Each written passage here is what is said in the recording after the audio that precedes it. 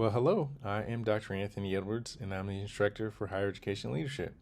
Today, we're going to discuss outcomes assessment, creating and implementing measurement systems. Today, we're going to discuss the Spellings Commission report, performance metrics, benefits of measurement, limitations of measurement, questions to ask for higher education assessment, the mission to metrics framework, factors to consider when selecting metrics, types of measures, data sources, and planning, displaying, and sustaining assessment in your measurement system, and the communication planning matrix. So, the Spellings Commission was back, during the George W. Bush administration, and it was a lot of the focus was on higher education, and Margaret Spellings kind of led that, and she then went on to kind of run the University of North Carolina system, and she also, I think, coincidentally, has a role with the Texas 2036 program that is focused on outcomes in education, both at the K-12 level and at the higher ed level here in the state of Texas. But that report emphasized that there needs to be a larger focus on both transparency and accountability in higher education. And those two words, transparency and accountability, if you're familiar, if you remember the George W. Bush administration, those words were really used to usher in a great movement toward assessment. Whether you are for that or against that, a lot of our assessment that we now see at the K-12 and higher ed level was really brought to the forefront in that administration. All right, so what are some different examples of performance metrics when you're trying to assess in higher ed? Well, people use what we call KPIs or key performance indicators. Sometimes you'll see data on a dashboard where you're tracking a group of metrics. So you may group your KPIs on one dashboard. Other people use what we call scorecards. They're very similar. It really just kind of depends on your institution. And a lot of times the dashboards tend to be more visually oriented, whereas the scorecards tend to be a little more just numeric in terms of what they are tracking. All right, so what are some different benefits of measurement? So for measurement, helps to energize, helps to encourage, helps clarify, helps provide, contribute, and reinforce. So for energizing, you're helping to clarify and discuss goals and aspirations. For encouraging, you're getting more specification around what the intended outcomes are. So, if you're saying, oh, we want to have students be more successful, well, what does that mean? Are you measuring that in terms of retention in a particular course or from year to year, graduation, career outcomes? What are you measuring? And getting more clarity around that and specification. For helping in clarifying the markers that are constituting the evidence of what's a successful outcome or an unsuccessful outcome. So, it's getting clear on not just what metrics you're going to use, but what's the number that you're looking for that means success.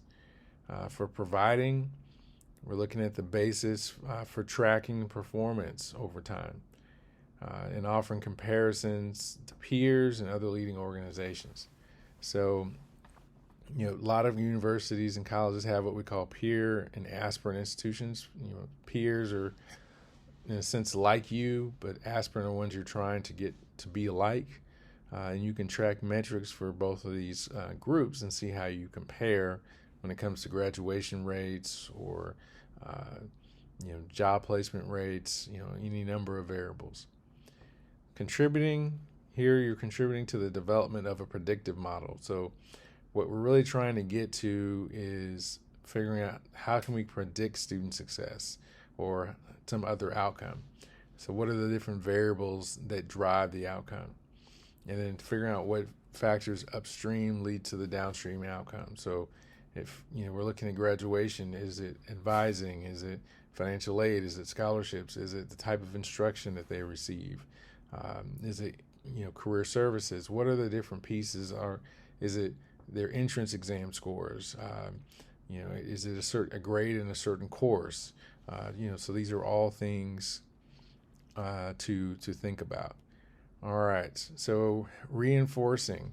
So here you have reinforcing a focus on behaviors and activities that contribute to key plans and priorities. So, what is it that drives success? Focusing on that. So figuring out, what are the different behaviors and activities that are going to get you there? What does advising need to do to help students be more successful? What does enrollment management need to do to enroll more students? Is it making a certain number of calls each day? Is it sending a certain number of emails? What is that? Other benefits of measurement from Kaplan and Norton, and they are famous for the balanced scorecard, include guiding, clarifying, communicating, aligning, conducting, obtaining, creating, and motivating.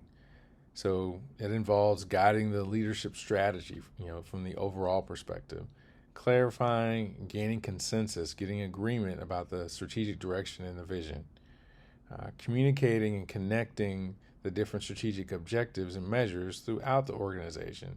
So figuring out how do the objectives, what do they look like in enrollment management? What do they look like in academic affairs? What do they look like in student affairs? So that we're all contributing to the same big goal. Aligning the organizational goals and plans with individual goals and plans, because we want to make sure that people feel connected to the organizational goals. Conducting strategic reviews, figuring out are we making the kind of progress? Are we moving in the right direction? Getting feedback, responding proactively to accountability as well as performance measurement pressures. So, being open and looking at the data and not taking it personally. So how do we look at it and say, okay, this particular strategy didn't work, maybe we need to try something else? And also acknowledging what are some of the variables that might have made it more difficult. Creating a culture of ongoing integrated self-assessment, planning, and improvement. So it's continuous improvement. You're always assessing and always changing and making adjustments. All right, motivating constructive conversations. So not engaging in conversations that aren't constructive, but focusing on constructive conversations about the aspirations, plans, goals, and purposes of the organization. So staying focused, right? Staying on message. Now, Brancato identified some weaknesses or limitations to measurement. So sometimes measurement doesn't predict what we need it to. So sometimes you have maybe the wrong variables that you're setting and they don't have a strong association with the intended outcome. Also, there are other variables, so you may not be capturing all the right variables. So there may be things you're missing in your model. Reduce value if they're too granular. Overly, when I say granular, like maybe it's too finely detailed. Maybe it's too localized to a specific area. And don't capture critical markers. So, if you're just tracking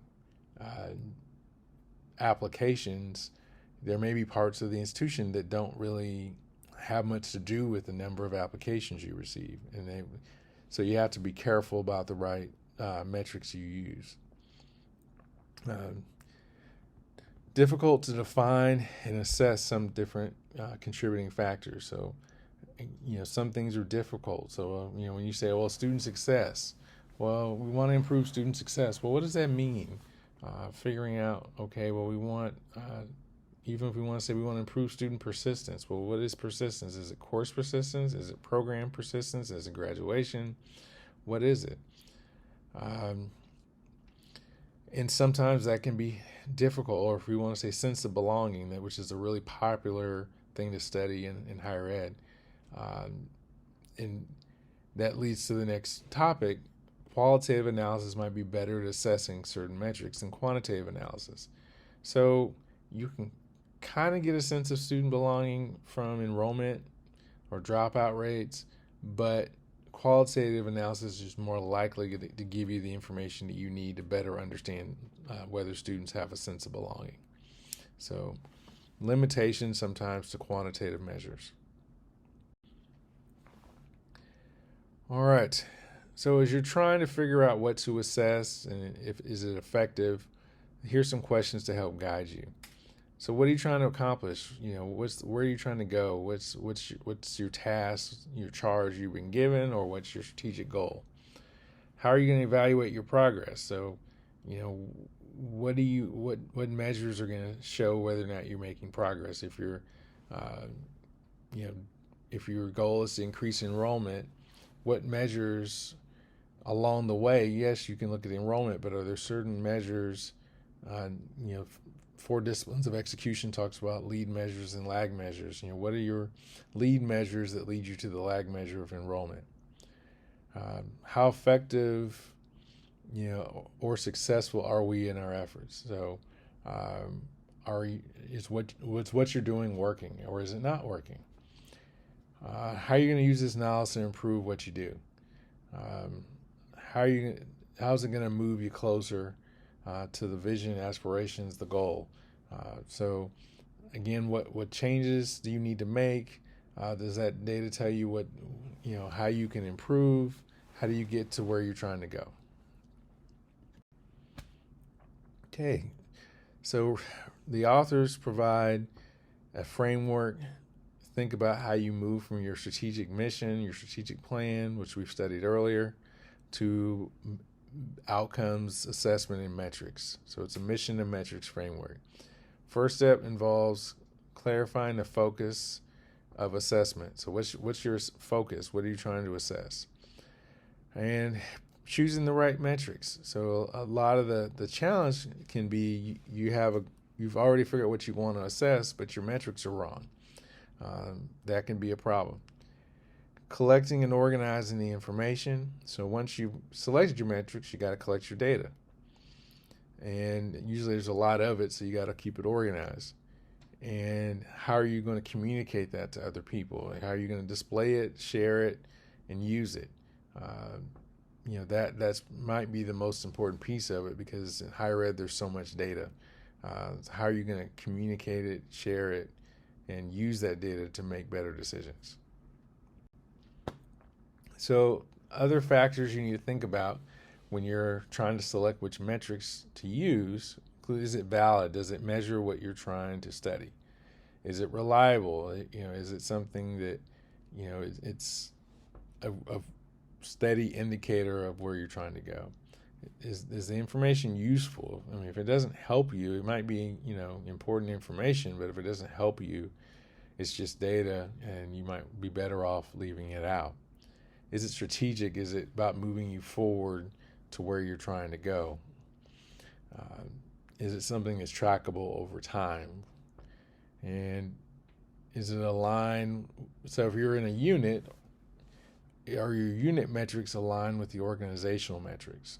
Okay, so is there, there should be some, synchronicity, some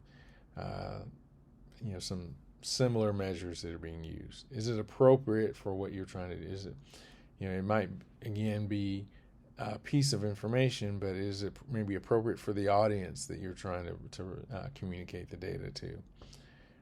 Is it sustainable? Can you use that measure over time, or is it like a snapshot that doesn't change often? Okay.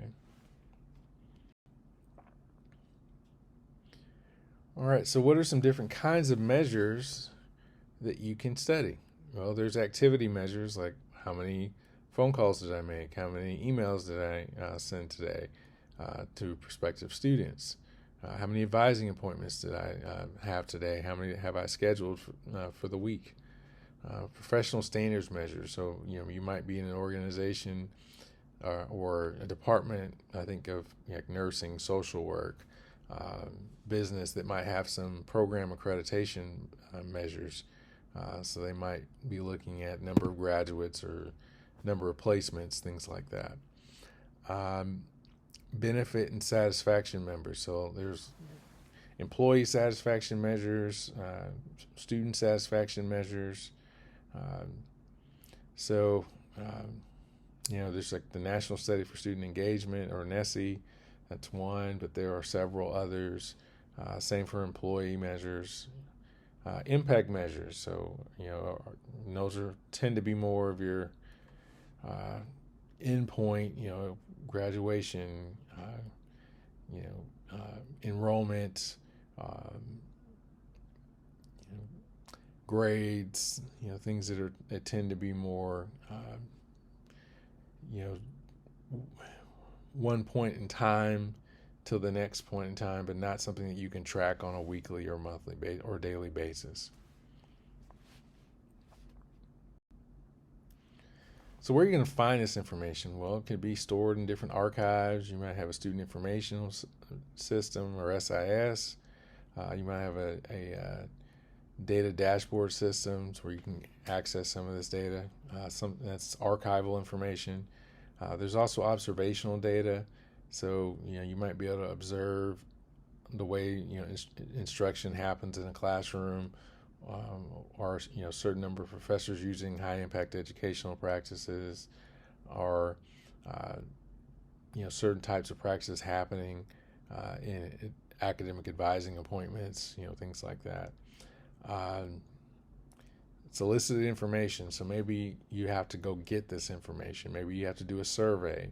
Or maybe there's external data that you need from employers or from alumni. So those are examples of solicited information.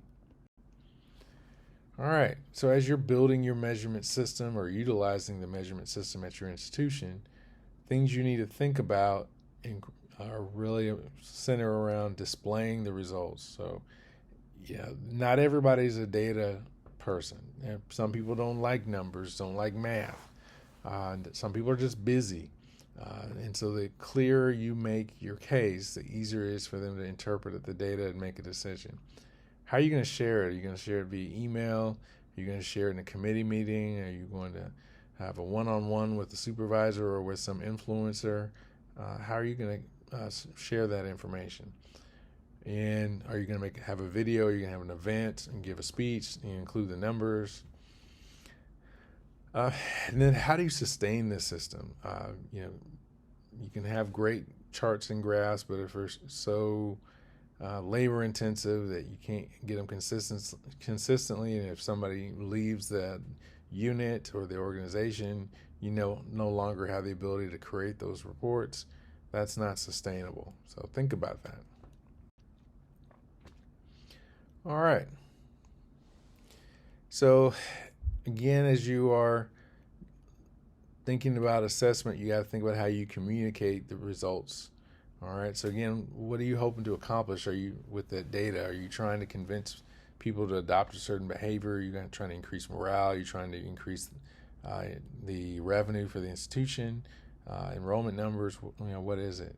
Who is your target audience? Are you looking at faculty, staff, alumni, the board? Audience needs and expectations. So, if you're talking to faculty, certain things are going to matter to them. We talked about academic culture. If you're talking to staff, administrative culture might be more important. Content, are there certain pieces of information that you need that are really more appropriate for a particular audience that you need to make sure you include? Who's the best person to deliver that message? So if it needs to come from the VP or a director or assistant vice president, make sure that's the person who's delivering the message. In some cases, it might need to be the person who's closest to the information because they can answer all the additional questions that are going to come. So you might want that person to be the messenger because you don't want to go out and talk about things and you can't answer any of the follow-up questions. All right. For pros and cons, there's advantages and disadvantages for any message you choose to send, right? There's always advantages and disadvantages for who you pick as the messenger and what vehicle you use. Using email, using an event, using video. you're using print materials, whatever that is to communicate your message, there's advantages and disadvantages. So just keep that in mind. All right. So we'll conclude the chapter with the measures planning matrix. So to kind of summarize a little bit of what we've talked about here, think of what's the focus of your measurement or assessment, and what measure are you using and what type of measure is it? We talked about, is it an activity measure? Is it an impact measure, right? And what's your process for analyzing the data? Is it a quantitative analysis? Is it, what kind of quantitative analysis are you using? Is it just descriptive statistics? What other measures are you using to analyze the data? Because you may be speaking to an academic audience who's going to want to know. And how do you share or disseminate that information? And then again, finally, what's your outcome? So always kind of begin, as Stephen Covey says, with the end in mind. So think about what outcome you want.